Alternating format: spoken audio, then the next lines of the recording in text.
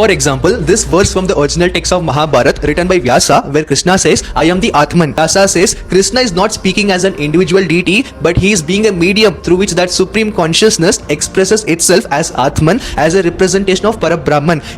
So here I refers to Parabrahman, but in the ISKCON's Bhagavad Gita, I is assumed or referred as Krishna. तो केवल यही नहीं, लेकिन अनेक ऐसे लोग हैं जो मानते हैं कि गीता कृष्ण ने बताई, बल्कि किसी परब्रह्म ने कृष्ण के थ्रू बताई।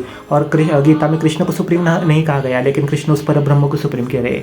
लेकिन गीता में आप कुछ भी पूरा गीता पढ़ो, उसमें कहीं भी कृष्ण ने एक बार नहीं कहा कि मैं सुप्रीम नहीं, वो परब्रह्म सुप्रीम है। तो देखते इसका थोड़ा खंडन कर लेते। तो भगवद गीता के 14.27 में आया है, कृष्ण ने डायरेक्टली कहा है कि जो निराकार ब्रह्म है वो मुझ पर ही डिपेंड है। उसमें कहते हैं कृष्णा कि मैं निराकार ब्रह्म का आधार हूँ, जो अमर अविनाशी और शाश्वत है। मतलब जो निराकार ब्रह्म है उसका आधार ही कृष्ण है, मतलब कृष्ण से वो परब्रह्म परम ज्योति निकलती है, ऐसा है। ब्राह्मणों ही प्रतिष्ठा, मतलब कृष्ण कहते हैं कि निराकार ब्रह्म उनमें स्थापित है, ऐसा है। और यह ब्रह्म नित्य और अविनाशी है, किंतु कृष्ण से स्वतंत्र नहीं है। यहाँ तक शाश्वत धर्म, सनातन धर्म में भी उन्हीं पर आधारित है। परम सुख निराकार ब्रह्म में नहीं, बल्कि स्वयं कृष्ण में पाया जाता है, इसलिए उन्हें कृष्ण सभी आनंद का स्तोत्र है, ऐसा कहा जाता है। और ओके, ये हो गया। जो लोग निराकार ब्रह्म में लीन होकर भागवत में एक श्लोक में आता है कि जो लोग निराकार ब्रह्म में लीन होकर अपने आप को मुक्त मानते हैं, किंतु अपने आप को चरण कमलों की, कृष्ण के चरण कमलों की शरण नहीं लेते हैं, वो भक्ति में अभाव में पुनः नीचे गिर जाते हैं, ऐसा है। तो कृष्ण ब्रह्म के स्रोत है, और केवल वे ही वास्तविक मुक्ति प्राप्त करते हैं जो उनकी शरण में लेते हैं, ऐसा है। और थोड़े रेफरेंस देखा जाए तो कृष्ण ने स्वयं को पूर्ण पुरुषोत्तम भगवान गीता में घोषित किया है।